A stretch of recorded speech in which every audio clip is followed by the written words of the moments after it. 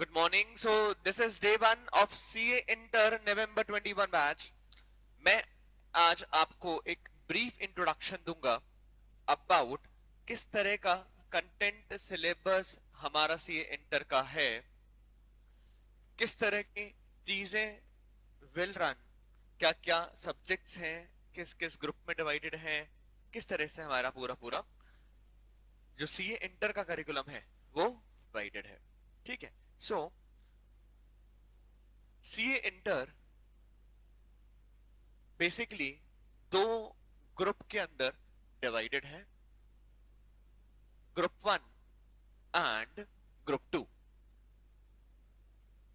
Group one and group two both have 4 subjects. दोनों के अंदर चार चार पेपर है.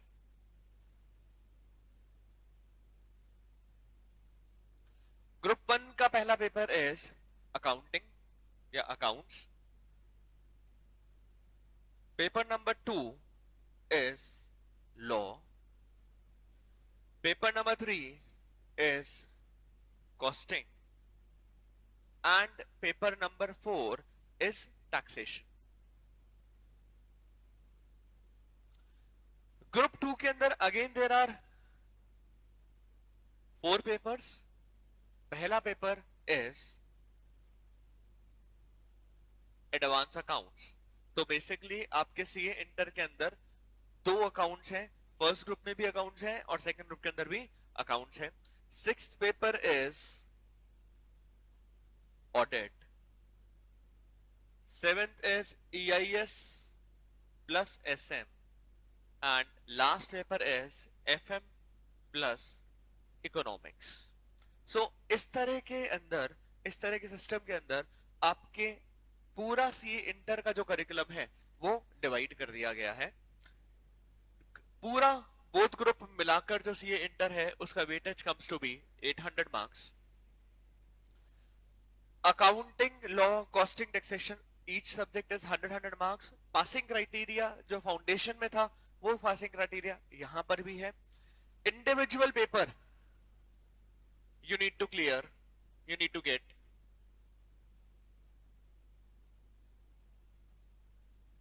40%. इंडिविजुअल पेपर में आपको 40% स्कोर करना जरूरी है. मतलब out of every paper you need to secure at least 40 and aggregate of 50% is the minimum criteria जो आपको पास होने के लिए रिक्वायर्ड है. मतलब इंडिविजुअल 40-40 के साथ में ओवरऑल ग्रुप वाइज, जैसे ग्रुप वन जो है वो 400 मार्क्स का है, group two is again 400 marks. तो आपको 200 सिक्योर करना कंपलसरी है in order to clear all the paper. तो दो पासिंग क्राइटेरिया आपको मीट करनी है. एक है इंडिविजुअल पेपर की 40%, दूसरा है एग्रीगेट 50%. इन दोनों में से कुछ एक में भी आप अगर टच नहीं करते रिक्वायर्ड मार्क को तो फिर आप फेल वाली कैटेगरी के अंदर चले जाते हैं. ठीक है. ये सेम हमारा फाउंडेशन में भी है कि आपको चारों पेपर में कम से कम 40% सिक्योर करना है और एग्रीगेट हमारा 400 में से 200 होना जरूरी है. नाउ अगर मैं इस पेपर्स में इनमें डिवाइड करने जाऊंगा कि कौन सा आपका प्रैक्टिकल सब्जेक्ट है और कौन सा आपका थ्योरेटिकल सब्जेक्ट है, तो advance accounts is a practical paper, costing is a practical paper, advance accounts is a practical paper. ये तीन वो पेपर है जो हार्ड कोर प्रैक्टिकल है. ये तीन वो पेपर है जो आपके हार्ड कोर प्रैक्टिकल है. Taxation is again practical plus a bit of theory. FM plus economics, जहां एफएम तो आपका प्रैक्टिकल पेपर है, इकोनॉमिक्स आपका थ्योरेटिकल पेपर है. ठीक है. Law and audit and EIS SM are hard core theory papers. Now आप एक जनरल सेंस अगर मैं आप लोगों से पूछूंगा तो मुझे बताओ किसमें सिक्योर करना मार्क्स. आपने अभी फाउंडेशन दिया है तो आपके according secure number marks secure करना, मार्क्स सिक्योर करना किसमें डिफिकल्ट है? थ्योरी में ज्यादा डिफिकल्ट है कि प्रैक्टिकल में ज्यादा डिफिकल्ट है? थ्योरी के अंदर, वेरी गुड यार, थ्योरी के अंदर मार्क्स सिक्योर करना प्रैक्टिकल के कंपैरिजन में ज्यादा डिफिकल्ट लगता है हमारे को, एक जनरल ट्रेंड है। तो ये जो group one and group two का जो डिवाइडेशन है वो थोड़ा सा अनफेयर है।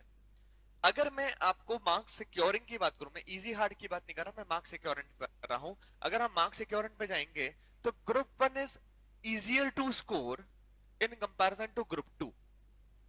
ग्रुप वन में स्कोरिंग आपकी हमेशा ज्यादा होने के चांसेस होंगे in comparison to group two, ठीक है, क्योंकि कुछ डेजिग्नेटेड चीजें ऐसी है जो डिफिकल्ट रहती है इन टर्म्स ऑफ मार्क्स सिक्योरमेंट।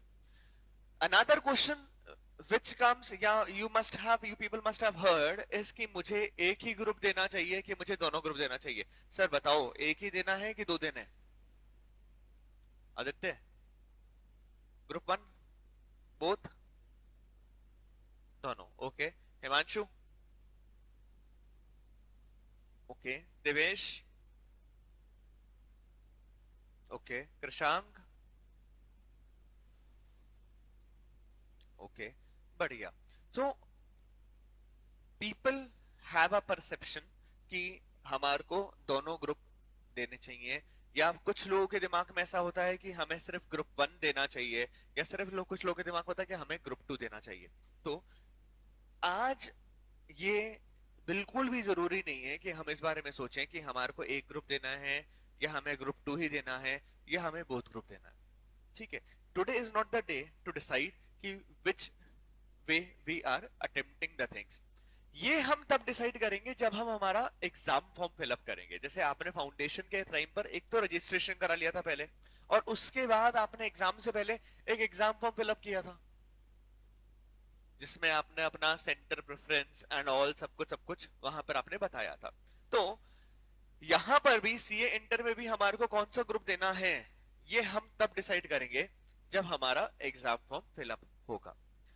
जो नवंबर 21 के लिए एग्जामिनेशन जो है वो थोड़ा सा उसके पहले करीब करीब अगस्त के आसपास में फॉर्म निकलते हैं, तब हम डिसाइड करेंगे। तब हमारे को असेस करना रहेगा कि हमारा प्रिपरेशन का लेवल जो है वो कितना हो रखा है, हमने क्या प्रिपेयर कर रखा है, कितना हमारा प्रिपरेशन का लेवल है। तो वो सब हम जब डिसाइड कर लेंगे उसके बाद वी विल स्टार्ट विद कि ग्रुप वन है कि ग्रुप टू देना है। अब एक चीज जो बड़ी इंपॉर्टेंट है, अगर आप कोई मुझसे पूछता है कि हमें ग्रुप वन देना चाहिए कि हमें ग्रुप टू देना चाहिए, तो I always suggest that you should be aiming for both groups eight a single shot, क्योंकि उसका एडेड एडवांटेज है। एक सिनेरियो समझाता हूं। 100 मार्क्स के पेपर हैं, ठीक है। नाउ से for example you have secured 70, 50, 60, 80। Total बताना कितना हुआ? टोटल बताना कितना हुआ? 70, 50, 120, 180, 240, ठीक है क्या? अरे कैलकुलेटर से करके बता दो कितना हुआ, कितना हुआ? ठीक है, चलो गुड मॉर्निंग, जग रहे हो। 260 का आपने ग्रुप वन का स्कोर किया है। एक बार एक चीजें अज्यूम ऐसे करते हैं कि हमने ग्रुप वन अलग दिया है, हमने ग्रुप टू अलग दिया है। तो मैंने पहली बार में ग्रुप वन दिया, मेरे 260 आए। नाउ कमिंग टू दिस, मैंने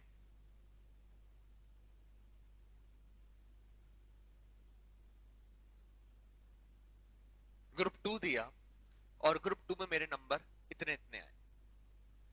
कितने हुए? 185। बढ़िया। नाउ ये बात बताओ, जब मैंने ग्रुप वन दिया दो कंडीशन फुलफिल करनी थी। Individual 40%, aggregate 50%। इंडिविजुअल सारे पेपर में 40 से ज्यादा है, पास हूं। एग्रीगेट 400 में से 50% चाहिए था, मतलब 200 चाहिए थे, कितने आए? 260। तो जब मैंने ग्रुप वन दिया तो मैं ग्रुप वन पास हूं कि फेल हूं? बढ़िया, मैं ग्रुप वन के अंदर क्लियर कर रहा हूं। मैंने ग्रुप टू दिया, group two is of 400 marks, 40 से सब में ज्यादा है, तो इंडिविजुअल वाला क्राइटेरिया तो मैंने सेटिस्फाई कर दिया, पर एग्रीगेट में मुझे 50% से कम से कम 50% चाहिए थे, यहां कितने हैं मेरे 400 में से 185, तो मैं पास हूं कि फेल हूं, मैं पास हूं कि फेल हूं, फेल हूं, नेचुरल है कि मैं फेल हूं। तो मैंने ग्रुप वन दिया 400 में से 260 लेकर आया, पास। ग्रुप टू दिया नेक्स्ट अटेम्प्ट के अंदर 400 में से एग्रीगेट 185 आया, इंडिविजुअल सब्जेक्ट में भले ही पास हो गया, पर मैं एग्रीगेट के अंदर क्या कहलाऊंगा, फेल कहलाऊंगा। नाउ कंसिडर एक ऐसी सिचुएशन जहां आपने group one plus group two single sitting के अंदर एग्जाम दिया है, मतलब आपने इंडिविजुअली ग्रुप ना देकर दोनों ग्रुप एक साथ दिए हैं। अब ये बताओ, both group at a single attempt में, अब इंडिविजुअल ग्रुप की पासिंग से मतलब नहीं रह जाता, एग्रीगेट टोटल, इंडिविजुअल सब्जेक्ट में 40 लाना जरूरी है, एग्रीगेट टोटल लगाता हूं 260 प्लस 185 कितने होते हैं, 260 प्लस 185 कितने होते हैं,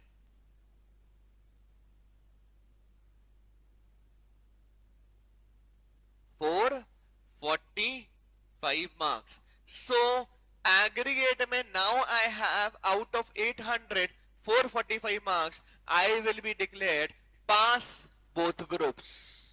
सोचो, इंडिविजुअल जब दे रहा था तो ग्रुप टू फेल हो गया था, वापस देना पड़ेगा। पर अगर ये same condition both group at a single shot के अंदर आप एग्जाम बैठ के देते हो तो आप दोनों ग्रुप पास हो गए, क्योंकि फिर आपको एग्रीगेट के अंदर 800 में से 400 चाहिए। Individual 40% will remain, individual 40% will remain, वो कहीं नहीं जाएगा, पर आपको यहाँ पर जो मार्क्स का रिक्वायरमेंट होगा वो अब सिर्फ 445 का मार्क्स का ही रिक्वायरमेंट रह जाएगा, आपके आ रहे हैं, और आप इसमें बहुत ग्रुप क्लियर करोगे। This system is known as set off. Group 1 के marks has come to your rescue and have made you clear CA Inter in both groups in a single shot। ठीक है, तो ये एक ऐसी चीज है जो आपको ध्यान रखनी जरूरी है, जो एडेड बेनिफिट है दोनों ग्रुप एक साथ देने का। पर्सनली मुझसे पूछोगे तो ग्रुप 2 के अंदर मार्क्स वाइज सिक्योरिंग जो है वो कंपैरेटिवली कम रहेगी इन कंपैरिजन टू ग्रुप 1।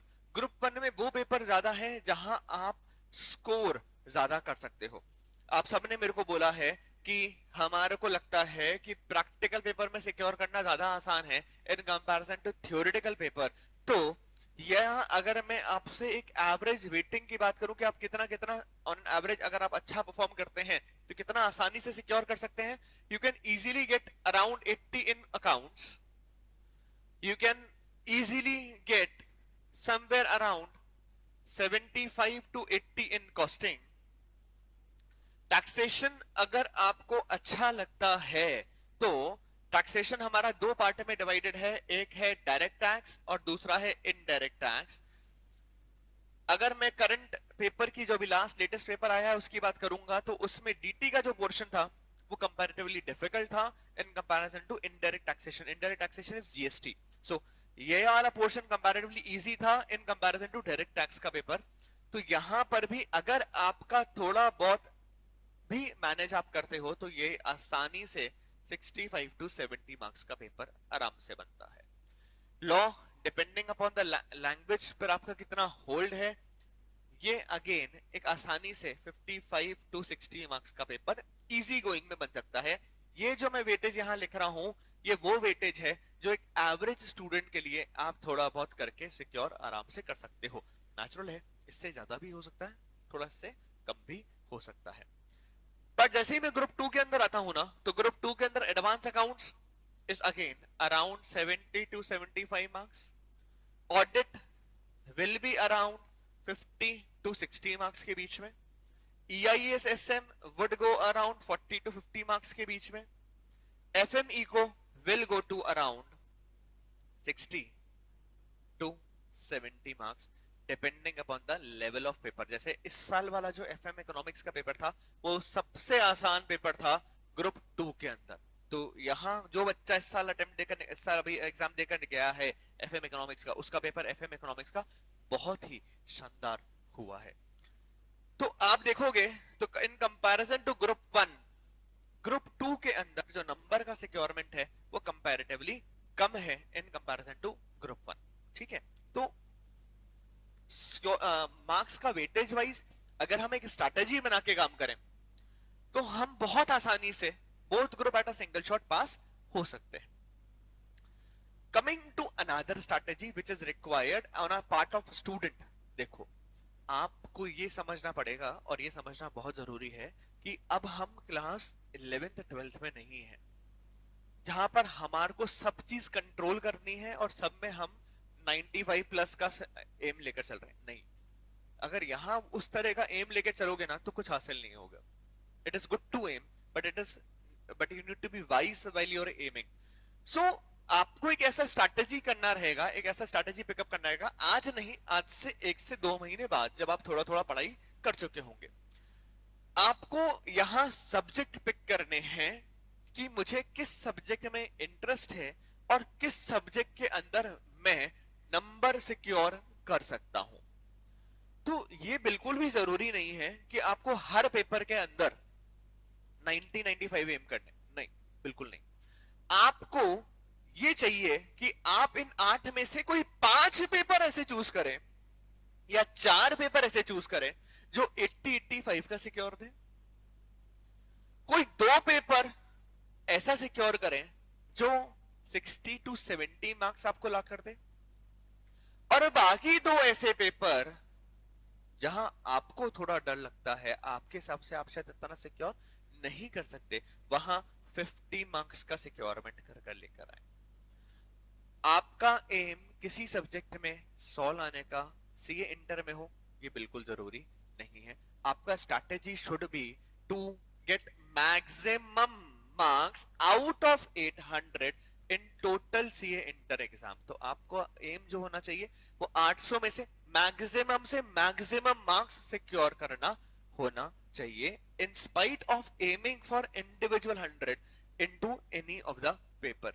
ये प्रोफेशनल एग्जामिनेशन है, 11-12 का एग्जामिनेशन नहीं है। If you are securing 80 in accounts, just for an example, you are doing a wonderful thing. If you are securing somewhere around or above 60 marks in any of the theory paper, you are doing a wonderful thing. ठीक है, तो हर paper का एक अपना criteria अलग रहेगा, आपके individual level पर आपका प्रेफरेंस ऑफ सब्जेक्ट हमेशा अलग रहेगा।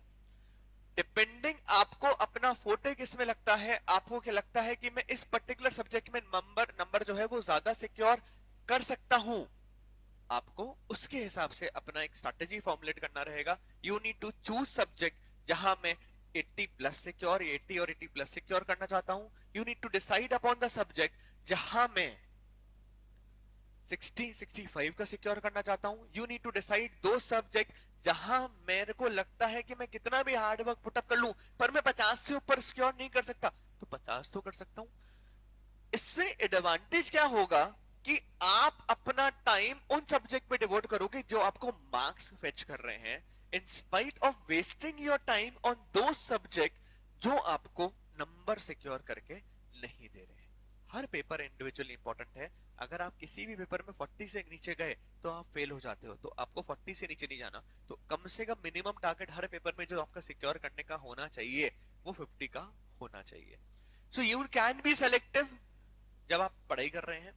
प्रैक्टिकल में सिक्योर करना ज्यादा आसान है, नेचुरल है, मैं भी अग्री करता हूं, in comparison to securing in theory. अच्छा, एक चीज इसके अंदर और जो है, इफ यू आर गेटिंग किसी भी पेपर में 60 मार्क्स और मोर, अगर आप किसी भी पेपर में 60 या 60 से ज्यादा नंबर लेकर आते हैं तो वो पेपर आपका एग्जेम्प्ट कैटेगरी में चला जाता है, जहां अगर खुदा ना खास्ता आपको अटेम्प्ट वापस देना पड़ा, किसी कारणवश आप अटेम्प्ट वापस हो गया, तो जिस पेपर में 60 या 60 प्लस है वो पेपर आपको दोबारा देने की जरूरत नहीं पड़ती। मतलब मैं नहीं चाहता ऐसा हो, पर खुदा ना खास्ता से फॉर एग्जांपल आपने ये ग्रुप दिया, आपके एडवांस अकाउंट्स में यू हैव 60 मार्क्स, पर इंडिविजुअली इस तरह का है कहानी, तो आप अगर यहां पर नंबर सिक्योर नहीं करते, मान लो ये 49 है,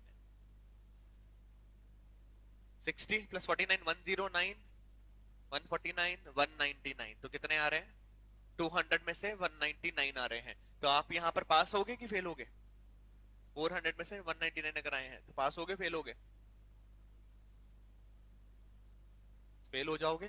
पर ग्रुप 2 में आप फेल हो गए, पर क्योंकि आपके एडवांस अकाउंट में 60 है, तो आप जब वापस से अटेम्प्ट दोगे तो आपको एडवांस अकाउंट का पेपर देने की जरूरत नहीं है। क्यों नहीं है? क्योंकि आपके इसमें कितने आए हैं? 60 है, और अब आपका पेपर क्या है? एग्जेम्प्ट कैटेगरी के अंदर फॉल हो चुका है। तो इस तरह की सिचुएशंस भी प्रिवेल करती है इस क्राइटेरिया के अंदर, इस पर्टिकुलर चीज के अंदर। तो ऐसी कोई चीज जो आप मुझसे वापस जानना चाहते हैं?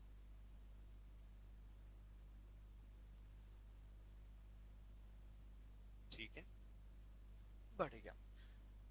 सो हमें एक स्ट्रैटेजी फॉर्मुलेट करनी जरूरी है। हम किस तरह से पढ़ाई करेंगे हमें वो डिसाइड करना जरूरी है। हमें इंडिविजुअल पेपर के पीछे भागने की जरूरत बिल्कुल नहीं है।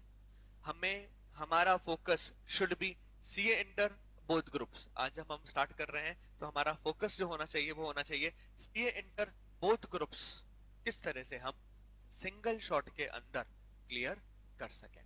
ठीक है, तो this was all about CA inter का स्ट्रैटेजी, कि हमें किस तरह का स्ट्रैटेजी फॉलो करना जरूरी है। सो मैं आपके साथ आज पेपर नंबर 3 जो है हमारा कॉस्टिंग, उसका एक ब्रीफ इंट्रोडक्शन मैं आपको देता हूं। मुझे बताओ कॉस्टिंग है क्या? मतलब नाम से आपको क्या लगता है पेपर क्या होगा? कॉस्टिंग पेपर, कॉस्टिंग क्या है? कॉस्टिंग अगर बाइफरकेट करूं, संधि विच्छेद करूं, तो it is cost accounting. Cost की अकाउंटिंग। कॉस्ट की अकाउंटिंग का मतलब, कॉस्ट अकाउंटिंग का मतलब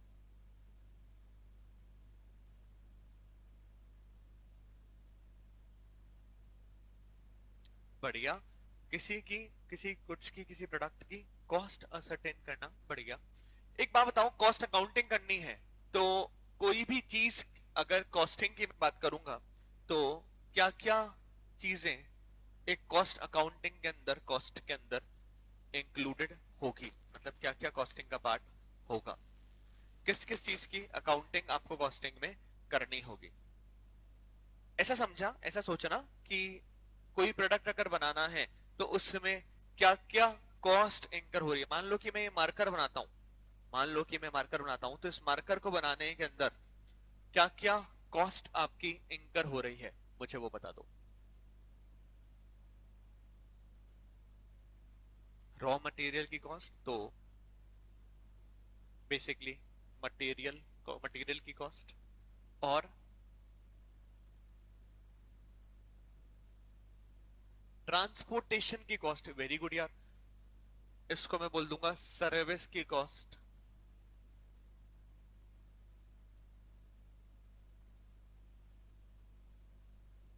क्या चीज? पैकेजिंग की कॉस्ट, ठीक है। पैकेजिंग की कॉस्ट को मैं इनडायरेक्ट कॉस्ट के अंदर क्लासिफाई कर सकता हूं, उसको मैं बोलता हूं ओवरहेड कॉस्ट। और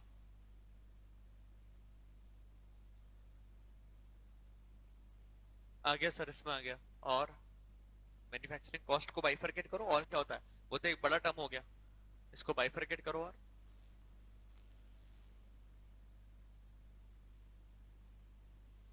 प्रोसेसिंग की कॉस्ट, ठीक है। तो प्रोसेस कॉस्ट हो गया, ठीक है। और बहुत इंपॉर्टेंट कॉस्ट को भूल गए तुम, बहुत इंपॉर्टेंट कॉस्ट को भूल गए।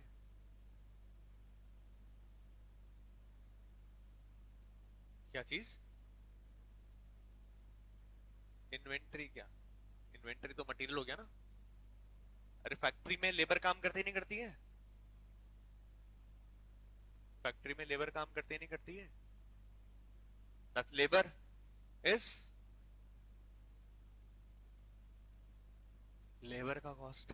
तो ये सारी जो कॉस्ट है जो एक प्रोडक्ट को बनाने में इंकर होने वाली है, उन सब के अकाउंटिंग हम कॉस्ट अकाउंटिंग के अंदर सीखते हैं। ठीक है, तो अलग अलग हेड के अंदर जो कॉस्ट इंकर हो रही है उन सब अकाउंटिंग के बारे में बात करने हैं। और जितने यहाँ पे नाम मैंने लिखे हैं ना, जितने नाम मैंने यहाँ पे लिखे हैं वो सारे हमारे चैप्टर के नाम हैं। इंडिविजुअली क्या क्या कॉस्ट इंकर होने वाली है वो हमारे को डिटरमाइन करना होता है। जैसे फॉर एग्जाम्पल अगर मैं आपसे पूछूं कि मटेरियल कॉस्ट में क्या क्या लगता है, मतलब अगर इस मार्कर को मुझे बनाना है तो इस मार्कर को बनाने के अंदर मटेरियल की कॉस्ट करी है। उस मटेरियल की कॉस्ट को अगर मैं आपसे पूछूं कि मुझे बाइफरकेट करके बताओ कि किस किस तरह की कॉस्ट होगी मटेरियल की, तो कौन कौन सी कॉस्ट आएगी मटेरियल कॉस्ट में? सोचो सोचो, तुम मैन्युफैक्चरर हो, तुम सोचो तुम मैन्युफैक्चरर हो, तुम्हें मटेरियल चाहिए मार्कर बनाने के लिए, तो इस मटेरियल को खरीदने में तुम्हारी कॉस्ट कौन कौन सी होगी, क्या क्या कॉस्ट तुम्हारे को इनकर करनी पड़ेगी? सोचोगे उतना आसान होगा। तो मैन्युफैक्चरर हो, खुद को अपने आप को एक मैन्युफैक्चरर समझ लो। तुम्हें रॉ मटेरियल खरीदना है तो रॉ मटेरियल खरीदने की तुम्हारी क्या क्या कॉस्ट इन्वॉल्व होती है?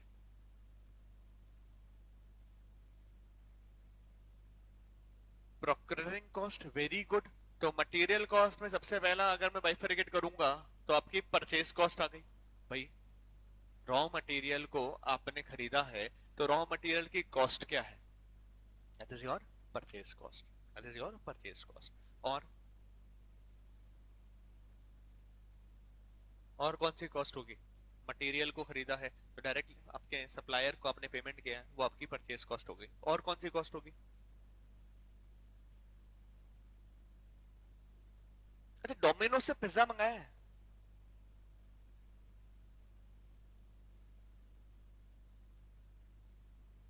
ठीक है, डोमिनोज से पिज्जा मंगाया क्या? डोमिनोज से पिज्जा सबने मंगाया है? आदित्य मंगाया है? डोमिनोज को फोन करके आपने मंगाया, एक वो डिलीवरी बॉय लेकर आता है, तो डिलीवरी बॉय मान लो कि डोमिनोज पर फ्री ट्रांसपोर्टेशन या फ्री होम डिलीवरी नहीं है, तो एक बार होम डिलीवरी करने पर वो पैसे लेगा? अरे लेगा कि नहीं लेगा? लेगा। तो उसको हम बोलते हैं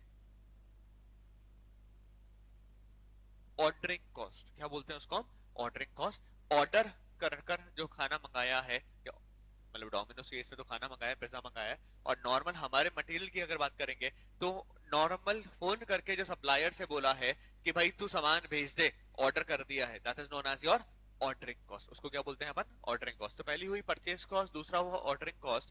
मुझे बताओ अगर मैं मैन्युफैक्चरर हूं इस मार्कर का, अगर मैं मैन्युफैक्चरर हूं इस मार्कर का, तो क्या मेरे पास जब ऑर्डर आता है कि मेरे को 5,000 मार्कर बनाकर देने हैं, तो मैं मार्केट में निकलता हूं कि भाई ये 5,000 कैप लेकर आऊं, फिर ये 5,000 निब लेकर आऊं, फिर ये 5,000 आउटर बॉडी इसके लेकर आऊं, तब मार्केट में निकलता हूं? या मेरे पास कुछ ना कुछ कैप्स, कुछ ना कुछ मार्कर की निब्स, कुछ ना कुछ ये प्लास्टिक की आउटर बॉडी ऑलरेडी अवेलेबल होगी? कैसा होगा? कुछ ना कुछ तो मटेरियल हमेशा अवेलेबल होगा। इस मटेरियल को मैंने कहीं ना कहीं अपने गोडाउन में, वेयर हाउस में स्टोर करके रखा होगा। मैंने किसी ना किसी सप्लायर ऑफ रॉ मटेरियल से खरीदा होगा, और उस अमाउंट को सप्लायर को जब पे करा होगा तो मैंने बैंक से लोन लिया होगा जिस पर मुझे कुछ ना कुछ इंटरेस्ट का पेमेंट करना पड़ रहा होगा। गोडाउन जहां रख रखा है उसको मैंने रेंट पे लिया होगा, या मेरा खुद का भी होगा तो एम्प्लॉइड कॉस्ट का पार्ट होगा। मतलब इस इन्वेंट्री को रखने की कॉस्ट भी होगी, उस कॉस्ट को हम बोलते हैं कैरिंग कॉस्ट। क्या बोलते हैं उसको? Carrying cost. बात समझ में आती है क्या? तो अगर मैं मटेरियल कॉस्ट को बाइफरकेट करने जाऊंगा तो मेरे पास तीन तरह का मटेरियल का कॉस्ट इन्वॉल्व होता है। एक है उसकी रॉ मटेरियल की परचेज की कॉस्ट, दूसरा है फोन करके सामान मंगाने की कॉस्ट, तीसरा है कैरिंग कॉस्ट, इन्वेंट्री को मेंटेन करने की क्या कॉस्ट इंकर हो रही है। तो that is my material cost का part, that is all three are my material cost का पार्ट। अब जब हम सब्जेक्ट के अंदर यहां मटेरियल कॉस्टिंग की बात करते हैं तो मुझे एक ऐसा मुझे एक ऐसा ऑर्डर साइज के बारे में बात करनी होती है जहां पर मिलाकर ये क्यूमुलेटिव तीनों जो कॉस्ट है वो सबसे कम आ जाए। मतलब एक ऐसा ऑर्डर लेवल मुझे डिसाइड करना है कि उस ऑर्डर लेवल पर मेरी टोटल कॉस्ट ऑफ इन्वेंट्री जो है वो सबसे कम से कम हो। ठीक है क्या? तो इस सिचुएशन को हम बोलते हैं economic order quantity. Economic order quantity, this is basically the order size। कितना इन्वेंट्री में एक बार में ऑर्डर करूं, कितना इन्वेंट्री में एक बार में ऑर्डर करूं जिससे मेरी परचेज, ऑर्डरिंग, कैरिंग कॉस्ट तीनों मिलाकर सबसे से कम रह जाए। That is known as my economic order quantity. At economic order quantity the total cost of inventory will be minimum। सबसे कम से कम जो मेरी कॉस्ट होगी इन्वेंट्री को मैनेज करने की वो मेरे ईओक्यू के लेवल के ऊपर, इकोनॉमिक ऑर्डर क्वांटिटी के लेवल के ऊपर सबसे कम होगी। टोटल कॉस्ट का मतलब क्या है? Purchase cost plus ordering cost plus carrying cost, that is total cost of inventory. ये तीनों इन्वेंट्री मिलाकर मेरी कॉस्ट जो होगी वो सबसे कम होगी। जैसे एक एग्जांपल के तौर पे बोलता हूं, मान लेते हैं डोमिनोज पार्टी कर रहे हैं ना, घर पे पार्टी है, डोमिनोज से पिज्जा मंगाना है।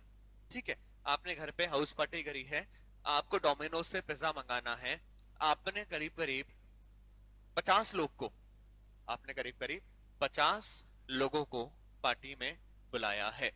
तो आपने एस्टिमेट निकाला ऑन एन एवरेज एक आदमी को एक पिज्जा खिलाना रहेगा। तो आपका जो रिक्वायरमेंट है वो टोटल कितने पिज्जा का रिक्वायरमेंट है? 50 पिज्जास का रिक्वायरमेंट है। डोमिनोज ने बोल रखा है, डोमिनोज ने बोल रखा है कि ऑफर निकाल रखा है, डोमिनोज का ऑफर चल रहा है, एक पिज्जा 500 रुपीज का मान लेता हूं। ठीक है, but if you order 10 pizza और मोर, हम आपको 10% का डिस्काउंट देंगे, 450 रुपीज पर पिज्जा आपको दे देंगे अगर आप एक बार में 10 पिज्जा या ज्यादा ऑर्डर करते हो तो, बल्क में ऑर्डर करते हो तो। साथ साथ डोमिनोज ने बोला एक बार ऑर्डर करोगे तो डिलीवरी चार्जेस जो लगने वाले हैं वो हर पिज्जा के ऊपर 20 रुपीज का डिलीवरी चार्जेस लगेगा। आप 20 पिज्जा का 20 रुपीज पर ऑर्डर, पर बार, हर बार फोन करके मंगाने पर डोमिनोज ने आपको बोल रखा है कि 20 रुपए आपके हमेशा लगेंगे ही लगेंगे। मुझे बताओ, तुम्हारे घर पे पार्टी है, तुमने पार्टी थ्रो करी है, तुम्हें पता है कि 50 लोग आएंगे, हर आदमी को करीब करीब एक पिज्जा खाना है, तो तुम इस तरह के सिनेरियो में पिज्जा कैसे मंगाओगे? तुम क्या डोमिनोज वाले अंकल को फोन करोगे और बोलोगे कि भैया 50 पिज्जा भेज दो एक साथ? ऐसा होने वाला है क्या?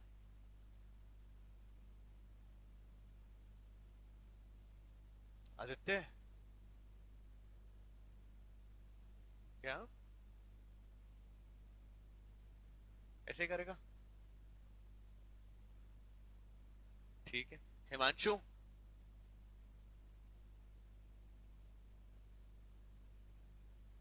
पिज्जा मंगाने 50, सीधा फोन करके डोमिनोज वाले अंकल को बोलेंगे अंकल 50 पिज्जा भेज दो। ठीक है। देवेश, एक साथ 50 पिज्जा मंगा लेने। ठीक है। कृषांक, नहीं मंगाएगा 50 पिज्जा? क्या करेगा फिर?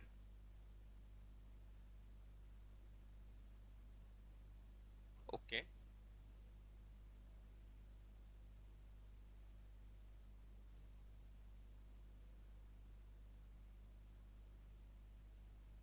बढ़िया भाई। आदित्य, हिमांशु, देवेश, तुम कभी पार्टी ना करना। पार्टी क्या, लोग आते हैं और बोलते हैं पिज्जा की पार्टी लाओ, पहले पिज्जा खिलाओ, पिज्जा खिलाओ, पिज्जा खिलाओ। ऐसा थोड़ी होता है भाई। लोग आते हैं, पार्टी में बैठते हैं, घूमते हैं, हर आदमी की अपनी इच्छा है उसको कब खाना है। अब मान लो तुम्हारी पार्टी चल रही है रात को 7 से 11 के बीच में, तुमने तो 7 बजे पिज्जा मंगा लिया, मेरी इच्छा 10 बजे खाने की हुई, तो क्या मुझे ठंडा पिज्जा खिलाओगे क्या? 7 बजे का ऑर्डर किया हो पिज्जा, 10 बजे तुमने खुद ने खाया है कभी? Obviously not. अगर तुमने 7 बजे पिज्जा मंगा लिया तो 7:30 तक सारे भुक्कड़ लोग अगर आए तो पिज्जा खत्म हो जाएगा। पर बाद में किसी को खाना होगा तो फिर से मंगाना पड़ेगा। मतलब 50 पिज्जा की जगह हो सकता है, क्योंकि गेस्ट आए हैं सारे, तो तुम उसको मना तो नहीं कर सकते, बोले मैंने तो मंगा लिए 50 पिज्जा, अब तो नहीं मंगाऊंगा, खाना तो खा नहीं तो घर जा। ऐसा थोड़ी होता। तो अगर तुमने 50 के 50 पिज्जा एक साथ मंगा लिए, हाँ सस्ते पड़ेंगे। सस्ते क्यों पड़ेंगे? क्योंकि 10 पिज्जा ज्यादा मंगाए तो 450 रुपीज ही लग रहे हैं।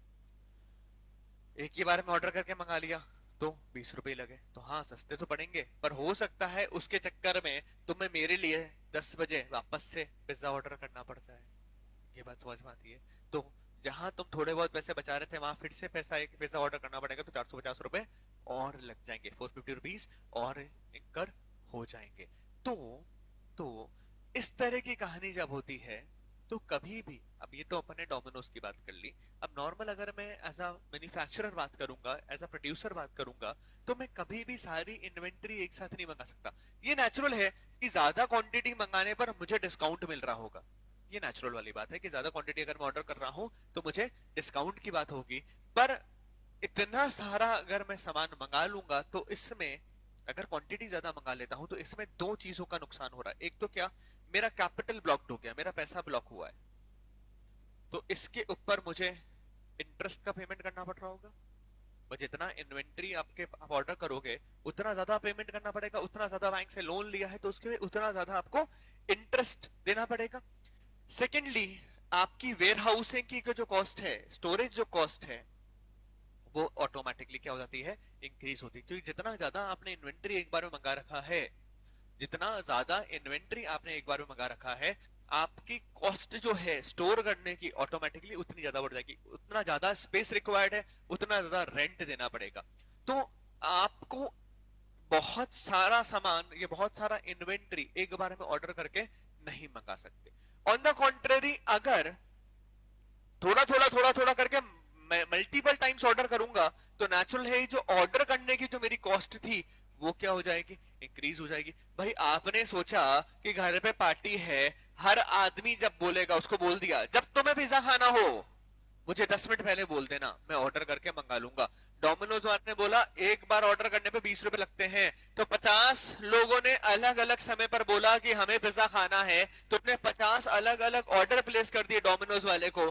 50 इंटू 20,000 रुपीज का एक्स्ट्रा ऑर्डरिंग कॉस्ट आपकी ऑटोमेटिकली लग गई। ये बात समझ में आती है क्या? तो अगेन ट्रबलिंग सिचुएशन है। अच्छा, जरूरी नहीं है कि तुमने बोला और हमेशा 15 मिनट के अंदर डोमिनोज वाले ने डिलीवरी दे दी, ये भी जरूरी नहीं है। तो गेस्ट आए हुए हैं, शक्ल देख रहे हैं, बोले पिज्जा खिलाओगे, बुलाए तो था, पिज्जा तो आ नहीं रहा, बेइज्जती और हो जानी है। तो तुम्हारे को क्या चाहिए कि तुम्हारे को एक ऐसा ऑर्डर साइज डिसाइड करना जरूरी है, ऐसी क्वांटिटी ऑफ पिज्जा मंगाना जरूरी है जहां पर तुम्हारे गेस्ट भी शक्ल ना देखे तुम्हारी कि किया हुआ पिज्जा खाने बुलाया था, पिज्जा तो खिला नहीं रहे, और at the same time unnecessary wastage भी नहीं हो। तो एक एग्जांपल के तौर पे बता रहा हूं कि आपने डोमिनोज वाले को बोल दिया कि भाई 7:30, फिर 8, फिर 8:30, फिर 9:30, फिर 10 करके 10-10 पिज्जा आप मेरे को ट्रांसफर कर देना। तो जैसे जैसे लोग आते जा रहे हैं वैसे वैसे उन्होंने पिज्जा खाते जा रहे हैं, आपके ऑर्डर्स का साइज भी लिमिट हो गया और आपका जो अमाउंट है वो भी अननेसेसरी वेस्ट नहीं हुआ। तो ये तो डोमिनोज की बात थी। हम जब यहां बात करेंगे एज अ मैन्युफैक्चरर की, तो हमारे को एक ऐसा ऑर्डर साइज चाहिए, एक बार में फोन करके कितनी क्वांटिटी मंगाऊं कि क्यूमुलेटिव मेरी purchase cost plus ordering cost plus carrying cost कम से कम हो। ठीक है, तो इकोनॉमिक ऑर्डर क्वांटिटी का फॉर्मूला है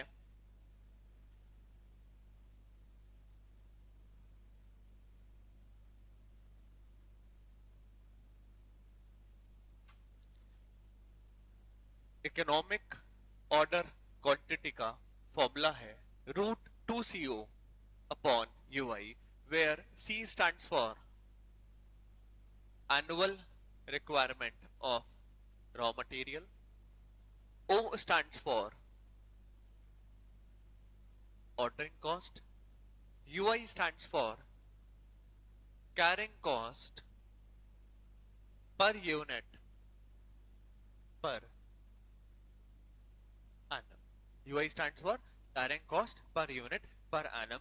EUQ का फॉर्मूला है √2CO upon UI. C stands for annual requirement of raw material, मतलब पूरे साल भर में आपको कितना रिक्वायरमेंट होगा रॉ मटेरियल का.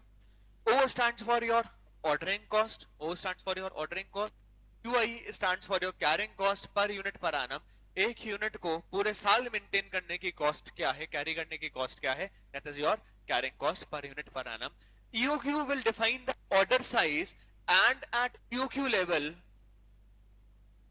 the total cost of inventory will be minimum. EOQ एक ऐसा ऑर्डर साइज है जहां पर टोटल कॉस्ट इन्वेंट्री की सबसे कम होगी हमेशा. मतलब एट एनी लेवल अबव और below the economic order quantity आपका इन्वेंट्री का जो कॉस्ट है वो एक्सीड कर जाएगा आपके टोटल हमेशा कॉस्ट से. इसको कॉपी के अंदर बना लो. चैप्टर का नाम डाल दो मटेरियल कॉस्ट. चैप्टर का नाम डाल दो कॉपी मटेरियल कॉस्ट. रजिस्टर बनाना है कि नया. पहला चैप्टर है आपका मटेरियल कॉस्ट. मटेरियल कॉस्ट के अंदर तीन कॉस्ट के ऊपर बात करेंगे. Purchase cost, ordering cost, carrying cost. Economic order quantity is the order size या टोटल कॉस्ट ऑफ इन्वेंटरी क्या है सबसे कम होगी. ईओक्यू का फॉर्मूला है √2CO अपॉन यूआई. जल्दी से एक रजिस्टर निकालो, जल्दी से एक रजिस्टर निकालो और उसमें इसको कॉपी कर लो जल्दी से जल्दी से. फिर एक क्वेश्चन कराता हूं मैं आपको मटेरियल कॉस्टिंग का.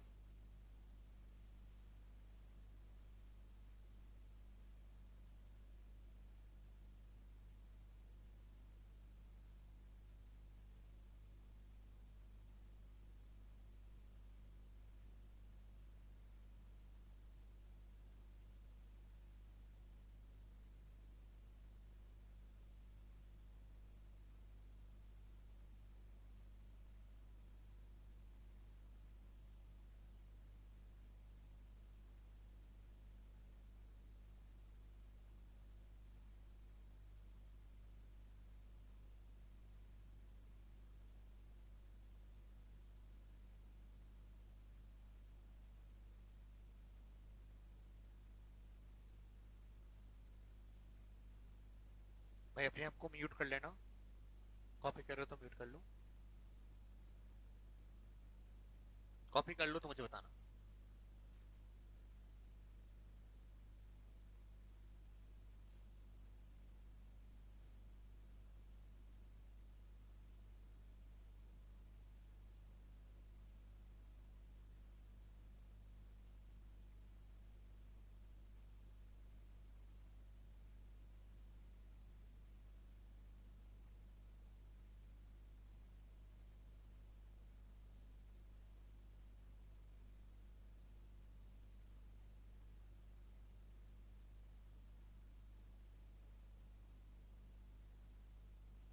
कॉपी कर लिया.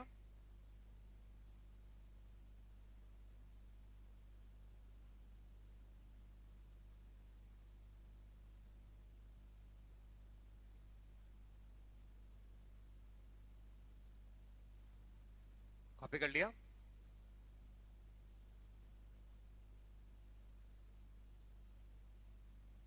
देखो मैंने यहां पर एक एग्जांपल ऑलरेडी रखा है. आपसे पूछा जा रहा है, आपको बोला है कि टोटल एनुअल रिक्वायरमेंट जो रॉ मटेरियल का है वो 10,000 केजी का है। एक बार आप जब फोन करके ऑर्डर करते हो सप्लायर को तो वो 50 रुपए एक ऑर्डर के लेता है। हर केजी रॉ मटेरियल की जो कॉस्ट है वो 2 रुपए है। स्टोरेज कॉस्ट जो आपको बोली है वो बोली है 8% ऑन एवरेज इन्वेंट्री, मतलब इन्वेंट्री को आप अपने गोडाउन में रखोगे एवरेजली उसका 8% जो है वो आपका कॉस्ट हो जाएगा। सो आपको बोला है एक ऐसा ऑर्डर साइज बताओ, आपको बोला है एक ऐसा ऑर्डर साइज बताओ जहां पर टोटल कॉस्ट ऑफ इन्वेंट्री, जहां पर टोटल कॉस्ट ऑफ इन्वेंट्री सबसे कम हो जाए। तो ऐसा ऑर्डर साइज जहां टोटल कॉस्ट ऑफ इन्वेंट्री सबसे कम हो जाता है वो क्या है हमारा इकोनॉमिक ऑर्डर क्वांटिटी। तो economic order quantity is the order size जहां टोटल कॉस्ट ऑफ इन्वेंट्री सबसे क्या होगा, कम होगा। फॉर्मूला क्या है इसका, root 2CO upon UI. So 2 into C stands for annual requirement of raw material which is 10,000 kg। O stands for ordering cost, एक बार में ऑर्डर करते हैं तो कितनी इन्वेंट्री आती है 50, मतलब एक बार में ऑर्डर करते हैं तो कितने रुपए लगते हैं 50 रुपीज लगते हैं। UI stands for carrying cost per unit per annum, एक यूनिट को हमेशा कैरी करने की टोटल कॉस्ट क्या होगी, 2 रुपए एक यूनिट का कॉस्ट है, उस पर स्टोरेज कितना लग रहा है 8%, तो UI विल बी एक यूनिट विच इज 2 रुपीज का 8% carrying unit, carrying cost per unit per annum, एक यूनिट को पूरे साल कैरी करने की कॉस्ट क्या है, तो एक यूनिट की cost is 2 rupees, 8% is the carrying cost. मुझे सॉल्व करके बताओ EOQ कितना आ रहा है, मुझे सॉल्व करके बताओ EOQ कितना आ रहा है। कैलकुलेटर है आपके पास में, कैलकुलेटर पे सॉल्व करो जल्दी से।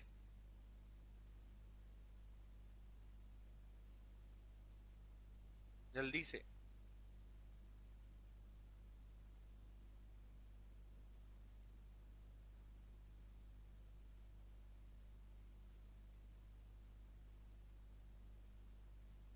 बता दो फटाफट कितना आ रहा है।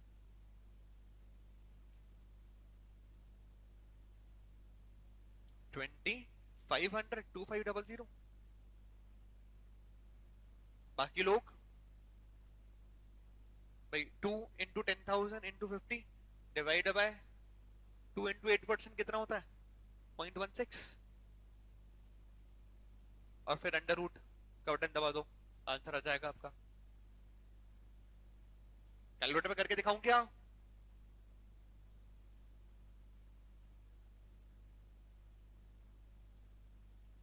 अच्छा बिना पेन उठाए कर सकते हो, मतलब बिना आपको लिखे आप डायरेक्ट सॉल्व कर सकते हो कैलकुलेटर पे इसको। देखो कैसे, मैं सिखाता हूँ, सिखा भी देता हूँ।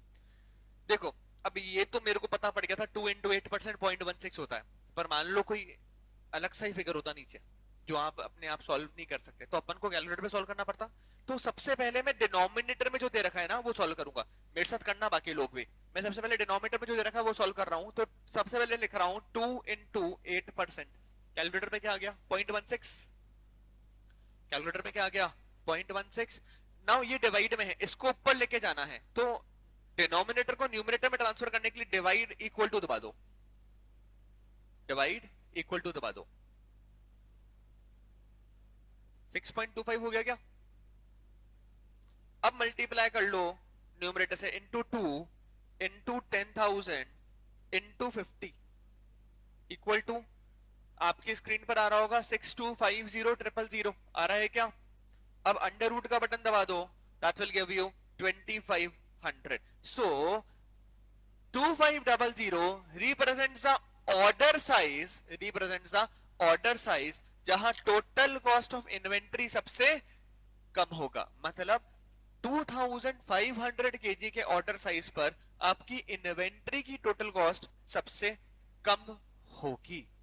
बात समझ में आती है क्या, टोटल कॉस्ट का मतलब क्या है, purchase plus ordering plus carrying, तीनों मिलाकर सबसे कम होगी।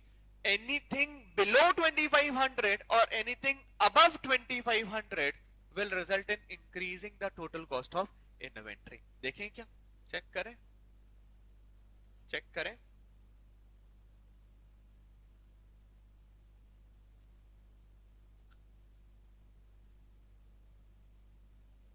चेक करते हैं इकोनॉमिक ऑर्डर क्वांटिटी पर हमारी टोटल कॉस्ट कितनी आ रही है। सो total cost eight EOQ, cost में तीन कॉस्ट है, पहली है परचेस कॉस्ट। हमें एनुअल रिक्वायरमेंट कितना है 10,000 यूनिट का, और पर केजी का आरएम का कॉस्ट कितना है 2, तो 10,000 इंटू 2 कितना हो गया 20,000। दूसरी कॉस्ट है हमारी ऑर्डरिंग कॉस्ट। टोटल रिक्वायरमेंट 10,000 का है, EOQ is the order size, जितना मुझे ऑर्डर करना है, कितना ऑर्डर करना है 2,500, तो 2,500 will give me the number of order जो मुझे प्लेस करने पड़ेंगे। एक बार में ऑर्डर करने पे 50 रुपए लगते हैं, इंटू 50 बताना कितना होता है 200। तीसरी कॉस्ट जो है वो है कैरिंग कॉस्ट। अब जब मैं यहां कैरिंग कॉस्ट की बात करता हूं ना, तो वो कैरिंग कॉस्ट हमेशा एवरेज इन्वेंटरी पर होती है। देखो कैरिंग कॉस्ट का मतलब क्या है, इन्वेंटरी को रखने की कॉस्ट। अब मैंने एक बार फोन किया, फोन करते ही मेरे पास कितनी क्वांटिटी आ जाती है 2,500 केजी की क्वांटिटी आ जाती है। पर एक चीज मुझे बताओ, मेरे गोडाउन में थ्रू आउट 2,500 का ही इन्वेंटरी होगा क्या? 2,500 की इन्वेंटरी से मैं कंज्यूम करना स्टार्ट करूंगा, काम में लेना स्टार्ट करूंगा, तो 2,500 से 2,400, 2,300, 22, 21 एंड 0 तक जाएगा। ये बात समझ में आती है क्या? तो जब भी मैं कैरिंग कॉस्ट की बात करूंगा तो एक एवरेज इन्वेंटरी पे बात करूंगा। एवरेज क्यों जरूरी है? क्योंकि इन्वेंटरी का लेवल मेरे गोडाउन में सेम मेंटेन नहीं होता। तो 2,500 एक बार में है, एवरेज करने के लिए इंटू 1/2, एवरेज करने के लिए इंटू 1/2। क्यों 1/2 कर रहा हूं? क्योंकि 2,500 से 0 के लेवल पे जाएगी और फिर वापस से 2,500 आ जाएगा। भाई मैंने एक बार ऑर्डर किया, 2,500 केजी मेरे पास आ गया, अब मैंने कंज्यूम करना स्टार्ट किया, वो 0 के लेवल पे जाएगा, वो 0 के लेवल पे जाएगा, फिर मैं वापस ऑर्डर कर दूंगा तो वापस से 2,500 आ जाएगा। तो ऑन एन एवरेज करने के लिए 2,500 इंटू 1/2 कर दिया। पर केजी इज 2 और इसके ऊपर इज 8% का कैरिंग। तो बताना टोटल कॉस्ट कितनी हो रही है ईयूक्यू के ऊपर? ये कितना आ रहा है?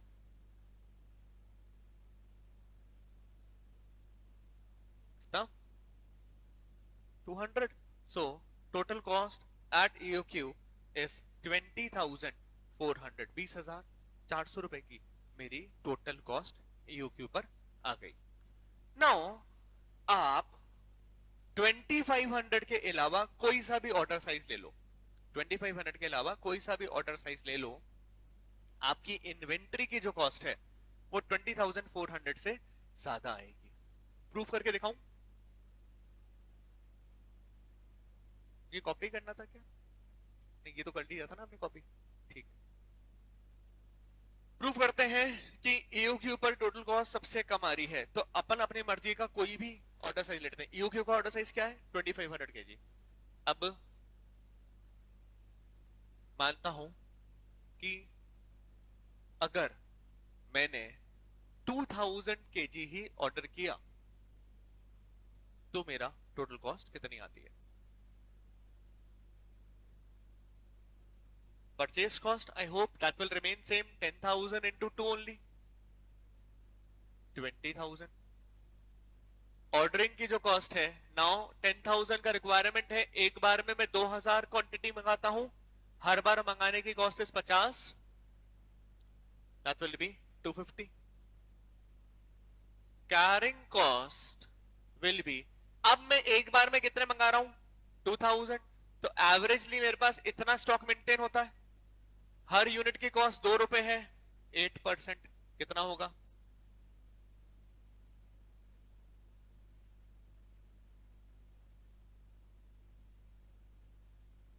160। ऐड करो कितना हो रहा है,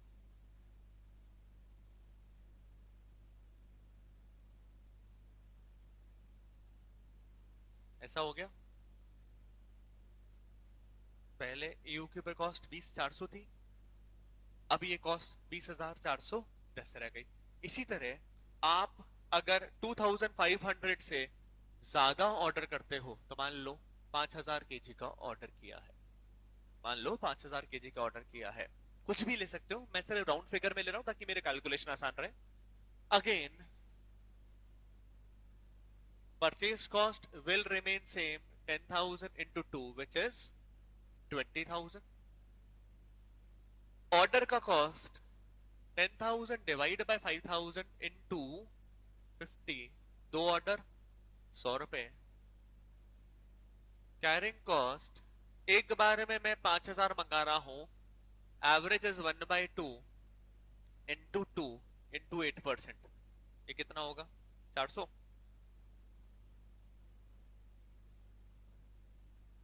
400 होगा क्या? That will be 20,500.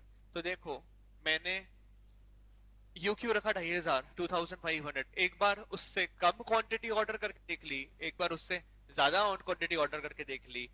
मेरी टोटल कॉस्ट यू क्यू के ऊपर सबसे कम है. आप होमवर्क के अंदर कोई सा भी ऑर्डर साइज लेकर चेक कर लेना, आपका यू क्यू पर टोटल कॉस्ट हमेशा सबसे कम ही आएगी. ठीक है, तो you Q determines the optimum order size level जहां पर मेरी टोटल कॉस्ट ऑफ इन्वेंट्री सबसे कम होगी. So that's all for today's class in costing. See you all tomorrow. Till then, take care. Bye bye.